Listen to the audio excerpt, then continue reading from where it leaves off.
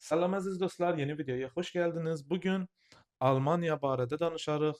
Vizalar, viza növləri və necə orada pasport ya citizenship ala bilərik. Bu video qısadır, çox uzun deyil. Biraz səbirli olun, axıra qədər baxın. Ola bilər sizin üçün maraqlı olsun. Neçə növ viza var Almaniyada? Birinci work viza ya işləmək vizasıdır. Onun üçün nələr lazımdır?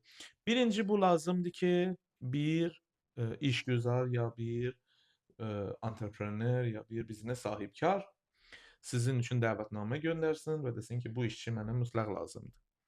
İkinci şey ki lazımdır, budur ki, siz sənədlərinizi təqdim etməlisiniz ki, bəli, mən bu qədər məsələn savadım var, belə sertifikatlarım var, masterim var, bakalavırım var və mən layiqəm bu işə. Yəni bu sizin öz sənədlərinizdir.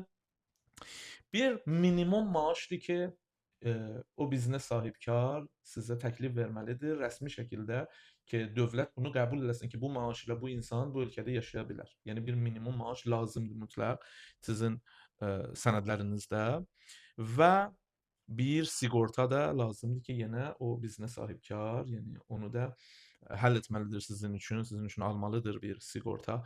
Bu sənədlər ilə birlikdə gedirsiniz məsələn səfirliyə və proses başlayır ki, necə iş vizasını ala bilərsiniz. Bəs birinci iş vizasıdır ki, bu şeylər lazımdır və bunlar ilə iş vizasını ala bilərsiniz. Bir başqa viza da var. Adı Blue Card ya mavi kartdır ki, Almaniya təqdim eləyir. Çox gözəl bir şeydir. Fərqi nədir normal iş vizası ilə? Bu da iş vizasıdır.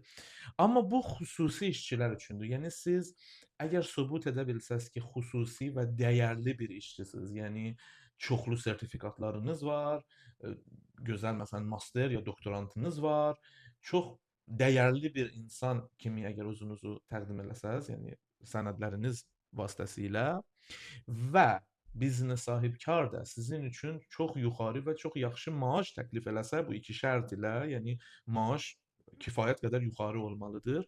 Bu vəziyyət ilə sizə blue card verirlər. Yəni iş vizası ilə fərqli bir şeydir, daha dəyərli bir vizadır və siz 5 il əvəzində 3 il ərzində də gedə bilərsiniz Almaniyanın pasportunu almaq üçün. Və bu çox önəmli və çox yaxşı bir şeydir. Əgər ki siz kifayət qədər sertifikatlarınız varsa, master ya doktorantınız varsa və yaxşı iş tapa bilsəz, siz 3 il ərzində də gedə bilərsiniz citizenship və pasport üçün. Və bu çox maraqlıdır insanlar üçün. O insanlar ki, kifayət qədər dərs oxuyublar, bu fürsət var onlar üçün. Job seeker viza nə deməkdir? Bu o insanlar üçündür ki, iş almaq istəyirlər, amma hələ iş tapa bilmədilər. Bu çox gözəl bir imkandır. Yəni əgər siz iş tapmaq istəyirsinizsə, amma hal-hazırda heç bir biznes sahibkar tanımırsınız ya heç bir yerə CV atmadınız, o şərt ilə ki, kifayət qədər sənədlər, sertifikatlar, bachelor, master, doktorant bu sənədlərinizi əgər təqdim eləsəz və sübut eləsəz ki, bir yaxşı işçisiniz, yaxşı savadlı bir insansınız, bu şərtlər ilə dövlət sizə bir 6 aylıq viza verir ki, iş tapmaq vizasıdır və siz sənədləriniz ilə gedirsiniz. 6 ay bu fürsəti sizə verir, o şansı verir ki, gedin özünüz üçün bir yaxşı iş tapın. Bu da çox gözəl bir şeydir. İki növ təhsil vizası var. Biri universitetlər üçün, biri uşaqlar üçün məktəbdə. Bunu çoxlu zamanlar heç kim bu barədə danışmır, amma mən həmişə cəhd edirəm ki, bu barədə danışaq, çünki bu gözəl bir şeydir. Tələbə vizası var. Tələbə vizası o şərt ilə ki, siz sənədlərinizi göndərirsiniz bir universitetə, universitet şərtləri deyir, sizi qəbul edir, ödəniş edirsiniz. Sübut edirsiniz ki, kifayət qədər pul var ki, siz həyatınızı aparırsınız orada yaşamaq üçün. Bu şərtlər ilə universitet də sizə qəbul eləsə, o şərtlər ilə siz gedərsiniz səfirliyə ya onlayn vasitəsilə sənədlərinizi göndərərsiniz və tələbə vizasınızı alarsınız. Tələbə vizası ilə siz 120 gün Məsələn, Azərbaycanda bu şərt yoxdur, bu icazə yoxdur, amma Almaniyada bu icazə var ki, 120 gün, tam gün ya 240 yarım gün ya part-time işləyə bilərsiniz ki, öz xərclərinizi çıxara bilərsiniz. Bu icazəni verir sizin üçün. Bir viza da var tələbələr üçün. Yəni əgər özünüz ya sizin uşağınız göndərmək istəyirsiniz Almaniyaya dərs oxumağa ehtiyac yoxdur gözləmək universitetəyə qədər siz orta məktəb üçün də uşağınızı göndərə bilərsiniz. Ancaq şərt odur ki, ödəniş cəhətdən sübut eləsəz ki, bu qədər maliyyə, bu qədər pulunuz var, 100% onu sübut eləməlisiniz ki, bu uşaq nə qədər dərs oxuyursa, mən onu zəmanət edirəm ki, bu pullar, bu ödənişləri mən edərəm ki, o rahat yaşasın orada. Və siz məktəbinizi bitirəndən sonra gedə bilərsiniz universitet üçün. Universitetini bitirdikdən sonra siz gedə bilərsiniz iş vizası, ya bu ki iş tapmaq üçündür, ya hətta Blue Card üçün əgər məsələn doktorantınızı bitirsəz, birbaşa Blue Card-a gedə bilərsiniz yaxşı iş tapsaz. İki növ viza var. Demək olar üç növ. Biri biznesdir, biri self-employmentdir və biri ailədir. Ailə viza normal bir vizadır. Məsələn, siz yoldaşınızı aparmaq istəsəz, uşaqlarınızı aparmaq istəsəz, ya atanızı aparmaq istəsəz, o şərt ilə siz belə bir iş görə bilərsiniz ki, sənədlərinizi təqdim edirsiniz, maliyyə sənədinizi təqdim edirsiniz və əgər sübut edə bilsəz ki, mən bu qədər pulum var ki, bu ailəmi məsələn kifayət qədər cover edə bilərəm. Yəni xərclərini mən baxa bilərəm, mən qəbul edərəm. Onu sübut edəndən sonra, maliyyə sübutunuz olandan sonra icazə verirlər ki, siz onları öz yanınıza, yaxınınıza apara bilərsiniz.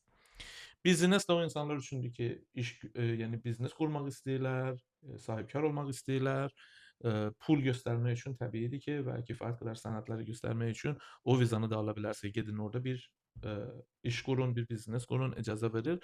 Hətta əgər ki, siz uzaqdan bir yerdə işləsəz, hətta Azərbaycanda yaxşı maaş qazanırsınız, amma ehtiyac yoxdur freelancer kimi ya uzaqdan iş, remote işiniz var, lazım deyil gedərsiniz ofisə. Hətta belə də viza ala bilərsiniz. Əgər gözəl maaşınız olsa, sübut edə bilsəz ki, bu maaş ilə mən burada qala bilərəm və xərclərimi verə bilərəm. Hətta belə viza da sizə verirlər ki, siz məsələn Azərbaycandan maaş alın və o maaş ilə Almaniyada yaşayın. Belə bir viza da sizə verirlər. Və bütün bu vizalar turist vizadan kənar, yəni turist kimi, səyahətçi kimi getsəz mütləq qayıtmalısınız və bunlar sizə aid deyil.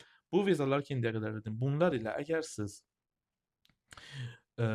legal şəkildə, qanuni şəkildə yaşasaz Almaniyada, maddiyə cəhətdən göstərə bilsəz ki, kifayət qədər pulunuz var ki, özünüzü baxarsınız və cürm, cinayət belə şeyləriniz olmasa, siz 5 il sonra permanent rezidensiya, daimi yaşamaq icazə ala bilərsiniz və ondan sonra pasport da ala bilərsiniz. Və pasport almaq üçün nə lazımdır? Pasport almaq üçün 5 il yaşamaq lazımdır Almaniyada. B1 Almaniya dilini bilməlisiniz və pul cəhətdən göstərməlisiniz ki, kifayət qədər pulunuz var, qazanırsınız və save etdiniz. Yəni bu qədər də pul bir yerdə var bank hesabınızda məsələn və yaxşı maaşınız da var və clean record, yəni göstərirsiniz ki, heç bir cinayət, heç bir şikayət belə şeyiniz olmasa, bu şərt ki, pasport almaq üçündür və daimi yaşamaq üçün şərtlər eynidir. Ona görə çox insan birbaşa pasport almaq üçün gedir, citizen olmağa gedir. Çox insan Almaniyada permanent rezidensiya getmir. Çünki şərtlər eynidir. O da 5 ildir, o da alman dili ehtiyac var. O da bu sənədlər lazımdır. Pul göstərməlisiniz ki, həm pulunuz var, həm yaxşı maaş qazanırsınız və bu ki, cinayət belə şeyləriniz yoxdur və təmizdir polis sisteminiz. Və bu şeylərdən sonra siz pasport da ala bilərsiniz Almaniyada. Almaniya çox yaxşıdır çünki 194 ölkədən çox səyahət edə bilərsiniz. Almaniyada da hansı state ya şəhər ki, yaşamaq istəsəz yaşaya bilərsiniz. Şərti 5 ildir ki, orada qalarsınız. Və yol da belədir. İlk viza giriş vizasıdır, sonra müvəqqəti yaşamaqdır, sonra daim yaşamaq, sonra da pasport. Daim yaşamaq və pasport sizə də birlikdə ala bilərsiniz, ehtiyac yoxdur, gözləyərsiniz. 5 il qalandan sonra, hətta Blue Card ilə 3 il qalandan sonra əgər alman dilini yaxşı bilsəz, pasportunuzu ala bilərsiniz və bu çox möhtəşəm və gözəl bir şeydir. Bu oldu Almaniya barədə. Almaniyanın hekayəsi hələ bitmədi. Mən bundan sonra başqa ölkəyə gedirəm, başqa ölkə barədə danışacağam. Yəqin ki, gələn videomuz İngiltərəyə olacaq. Amma Almaniya, Koreya, İtaliya bu ölkələrə qayıdacağam. Dənə-dənə şəhərlərdə də sizə izahat verəcəm ki, hansı şəhərlərdə nə universitetlər, nə məktəblər var, nə şərait var. Onları sizə izahat verirəm. Əgər xüsusi bir ölkə, xüsusi bir şəhər sizin üçün maraqlıdırsa, zəhmət olmasa mənim üçün yorum hissədə yazın. Bu videonu bəyənin, bu videonu dostlarınıza göndərin. Bəlkə onlar üçün də lazımdır. Və inşallah tez bir zamanda görüşərik. Sağ olun.